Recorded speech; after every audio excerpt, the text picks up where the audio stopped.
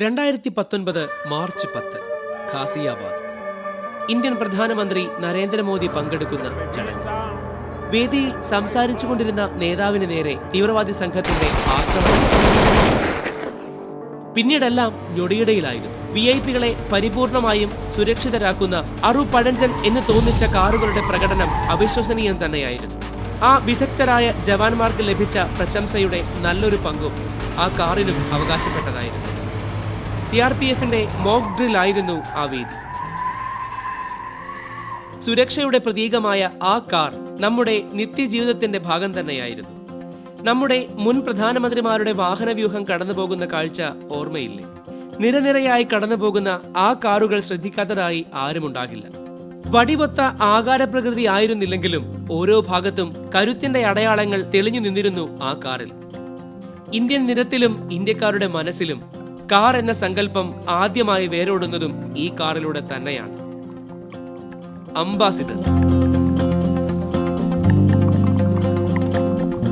കാളവണ്ടിയും മനുഷ്യൻ വലിക്കുന്ന റിക്ഷകളും മാത്രം കണ്ടുവളർന്ന ഇന്ത്യൻ ജനത കാർ എന്ന വാക്ക് ആദ്യം കേൾക്കുന്നത് അംബാസഡറിനൊപ്പമാണ്.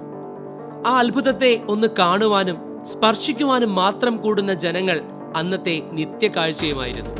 പിന്നീട് 4 പതിറ്റാണ്ടുകൾ ഇന്ത്യൻ നിരത്തുകളിലെ രാജാവായി അമ്പി എന്ന് സ്നേഹത്തോടെ വിളിച്ചിരുന്ന അംബാസഡർ കാറുകൾ സമ്പന്ന വീടുകളിലെ പ്രൗഢിയുടെ പര്യായമായും അധികാരവർഗത്തിന് ശക്തിയുടെയും സുരക്ഷയുടെയും അടയാളമായും മാഫിയ സിനിമകളിലെയും പരസ്യ ചിത്രങ്ങളിലെയും സ്ഥിരം സാന്നിധ്യമായും സാധാരണക്കാരന്റെ ടാക്സിയായുമൊക്കെ അംബാസഡർ അലങ്കരിച്ച വേഷങ്ങൾ അനവധിയാണ്.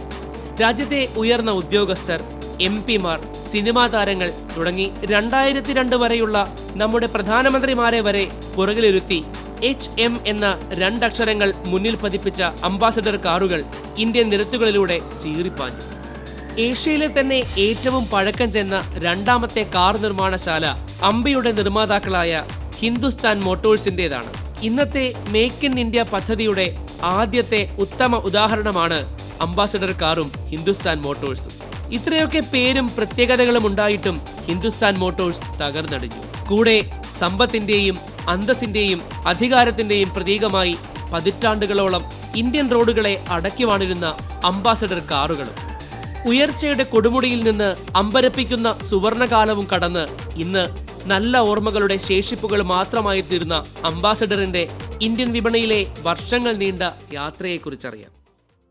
കൃത്യം 100 കൊല്ലം പുറകോട്ട് സഞ്ചരിച്ച് ബ്രിട്ടനിലെ നിരത്തുകളിലേക്ക് ഒന്ന് നോക്കാൻ കഴിഞ്ഞാൽ നാം എല്ലാം അത്ഭുതപ്പെടുക തന്നെ ചെയ്യും. കാരണം നമ്മുടെ സ്വന്തം എന്ന് കരുതിയിരുന്ന അംബാസഡർ കാറുകൾ ബ്രിട്ടീഷ് മണ്ണിൽ സർവ്വസാധാരണമാണ് അന്ന്. പക്ഷേ പേര് അംബാസഡർ എന്നോ നിർമ്മിക്കുന്നത് ഹിന്ദുസ്ഥാൻ മോട്ടോഴ്സ് എന്ന കമ്പനിയോ അല്ലെന്ന് മാത്രം. 1919 വില്യം മോറിസ് സ്ഥാപിച്ച മോറിസ് മോട്ടോഴ്സിന്റെ ഓക്സ്ഫോർഡ് സീരീസിൽ പുറത്തിറങ്ങിയ കാറുകളാണ് ഇവ. 1926 വരെയുള്ള കാലഘട്ടത്തിൽ ബ്രിട്ടനിൽ പുറത്തിറങ്ങിയ കാറുകളിൽ 42% നമ്മുടെ അംബാസഡർ പോലുള്ള മോറിസ് കാറുകളായിരുന്നു. പിന്നെ ഈ ബ്രിട്ടീഷ് കാറുകൾ എങ്ങനെ ഇന്ത്യൻ നിരത്തിൽ എത്തിയെന്നും മോറിസ് എങ്ങനെ അംബാസഡർ ആയി എന്നും ചിന്തിക്കുകയാണോ? അത് ചരിത്രമാണ്. ഇന്ത്യയുടെ മണ്ണിൽ കാറുകൾ ഉരുണ്ടു തുടങ്ങിയ ചരിത്രം. സ്വാതന്ത്ര്യത്തിന് മുൻപ് ഇന്ത്യയിൽ ഉണ്ടായിരുന്നത് വിരലിലെണ്ണാവുന്ന കാറുകൾ മാത്രമായിരുന്നു. വിദേശ നിർമ്മിതങ്ങളായ ഇവ ഉയർന്ന ബ്രിട്ടീഷ് ഉദ്യോഗസ്ഥരുടെയും സമ്പന്നരുടെയും കുത്തകയായി പോന്നിരുന്നു. അങ്ങനെയിരിക്കെ 1942 ഇന്ത്യയിലെ പ്രമുഖ വ്യാവസായിക കുടുംബത്തിലെ അംഗമായ BM ബിർളയും മോറിസ് മോട്ടോഴ്സിന്റെ സ്ഥാപകനായ വില്യം മോറിസും ചേർന്ന് ഒപ്പുവെച്ച കരാറിൽ നിന്നാണ് ഹിന്ദുസ്ഥാൻ മോട്ടോഴ്സ് എന്ന ഇന്ത്യയിലെ ആദ്യത്തെ കാർ കമ്പനി രൂപം കൊള്ളുന്നത്. ഗുജറാത്തിലെ പോർട്ട് ഓഖയിലാണ് ആദ്യമായി ചെറിയ ഒരു ഫാക്ടറി ഹിന്ദുസ്ഥാൻ മോട്ടോഴ്സ് സ്ഥാപിക്കുന്നത്. 1948 പശ്ചിമ ബംഗാളിലെ ഉത്തർപാറയിലെ വിശാലമായ പച്ചപ്പ് നിറഞ്ഞ മനോഹരമായ ഭൂമിയിലേക്ക് ഈ ഫാക്ടറി മാറ്റുകയുണ്ടായി. ഇതേ വർഷം തന്നെയാണ് ഇന്ത്യയിൽ തന്നെ നിർമ്മിച്ച ആദ്യത്തെ കാറായ ഹിന്ദുസ്ഥാൻ 10 ഈ പ്ലാന്റിൽ നിന്ന് പുറത്തിറങ്ങുന്നത്. ബ്രിട്ടനിൽ വളരെയേറെ പ്രചാരത്തിലുണ്ടായിരുന്ന മോറിസ് മോട്ടോഴ്സിന്റെ 1948 മോഡൽ മോറിസ് 10 കാറിനെ അടിസ്ഥാനമാക്കിയുള്ളതായിരുന്നു ഈ കാറിന്റെ രൂപകൽപ്പന. വൃത്താകൃതിയിൽ കണ്ണ് പോലെയുള്ള ഹെഡ്ലൈറ്റുകളും ക്ലാസിക് കാറുകളുടെ ഭാഗമായ ടെയിൽ ഫിന്നും ലഗേജിനായി വലിയ ഡിക്കിയുള്ള ഈ സെഡാൻ മോഡൽ കാറിനെ ആദ്യ യാത്രയിൽ തന്നെ ഇന്ത്യക്കാർ ഏറ്റെടുക്കുകയാണ് ഉണ്ടായത്.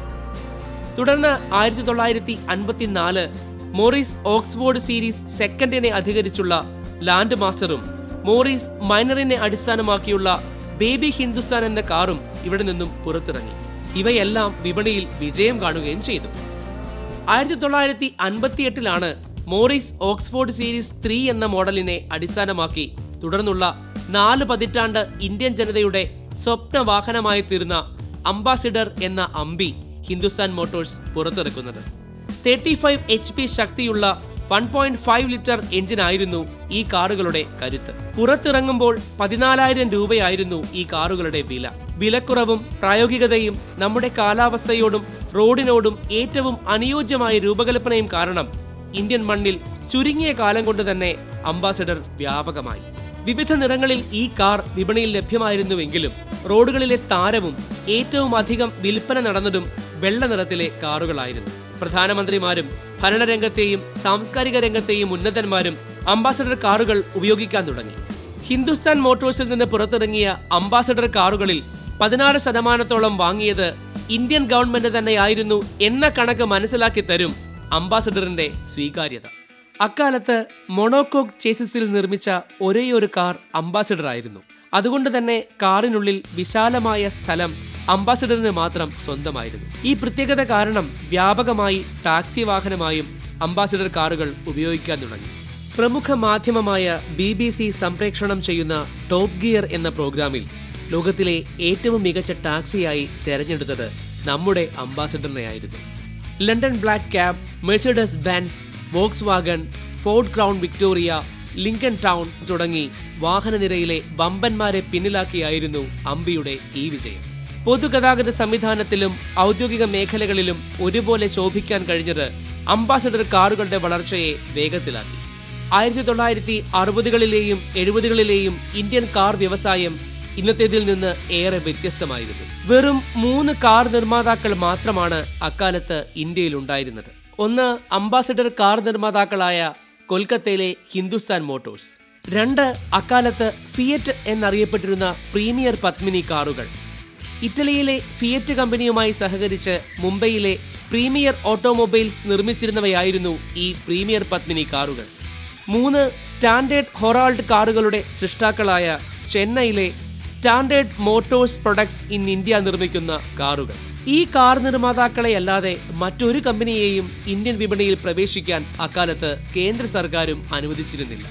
പ്രീമിയർ ഓട്ടോമൊബൈൽസ് ലിമിറ്റഡ് നിർമ്മിച്ച പ്രീമിയർ പത്മിനി ആയിരുന്നു കാർ വിപണിയിലെ അംബാസഡറിന്റെ ആകെയുള്ള എതിരാളി.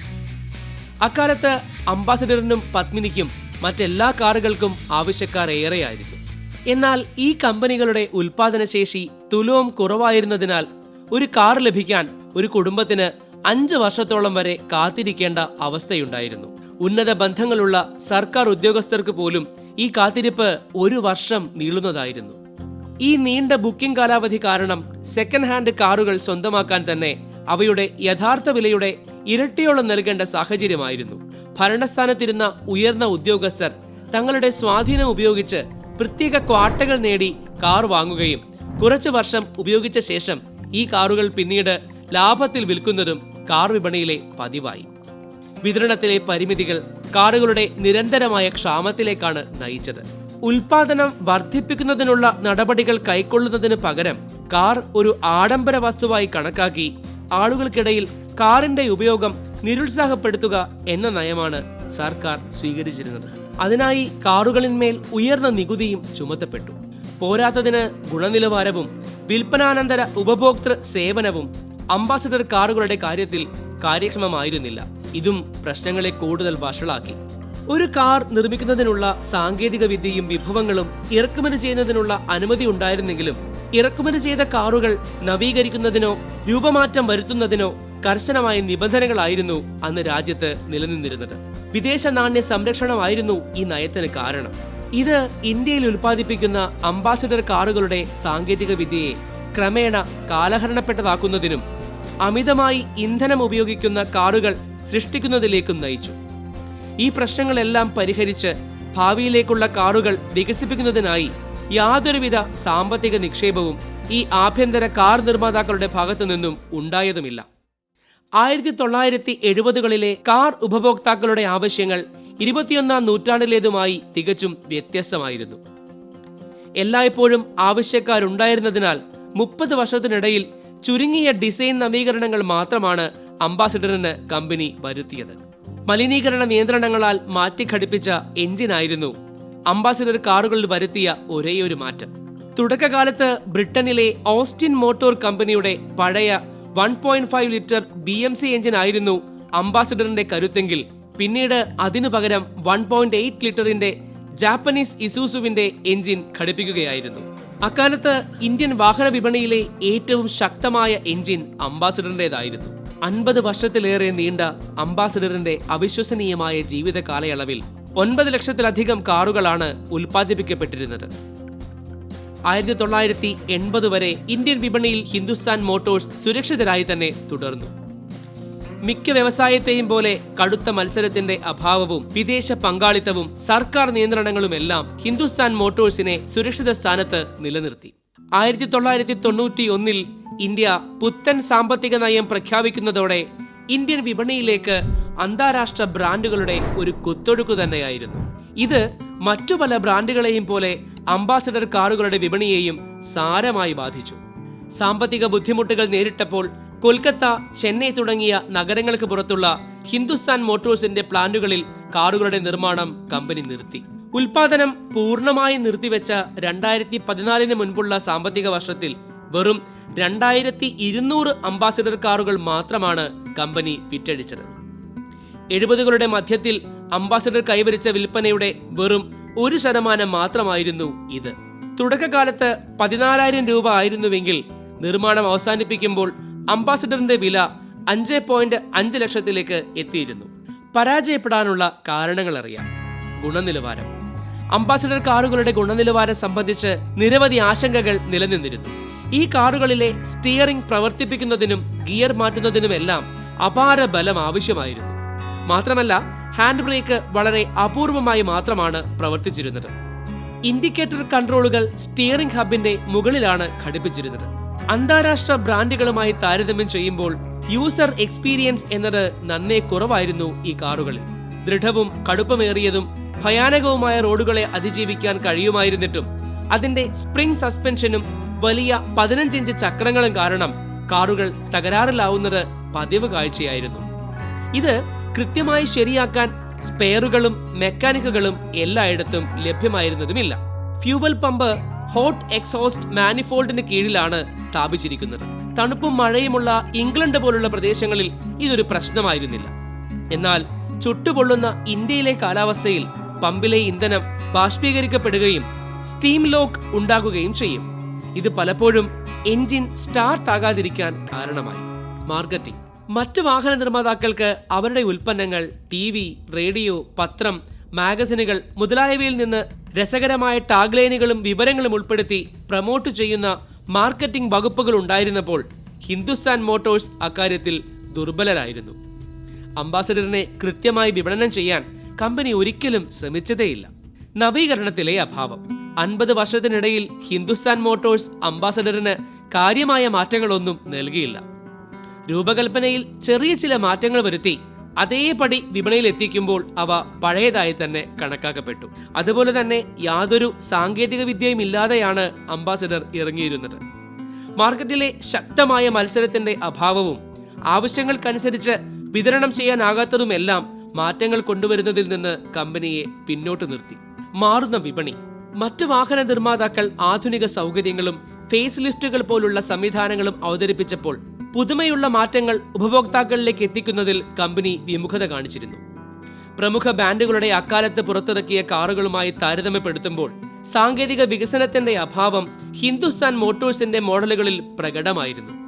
അതിലുപരി ഉൽപ്പന്നങ്ങളിൽ ഗവേഷണം നടത്താനോ വ്യത്യസ്തത ആഗ്രഹിക്കുന്ന വിപണിയെക്കുറിച്ച് പഠിക്കാനോ ഉപഭോക്താക്കൾക്ക് ആവശ്യമായ മോഡലുകളെ നവീകരിക്കുന്നതിനോ കമ്പനി തയ്യാറായിരുന്നില്ല.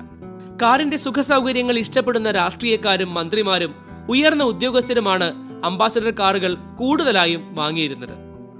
ഈ വാഹനത്തെ ഇഷ്ടപ്പെട്ട മറ്റൊരു വിഭാഗം ടാക്സിക്കാരായിരുന്നു. മുംബൈയിലും കൊൽക്കത്തയിലും ടാക്സിയായി ഓടുന്ന അംബാസഡർ കാറുകളുടെ നീണ്ട നിര തന്നെ 80കളിൽ കാണാമായിരുന്നു.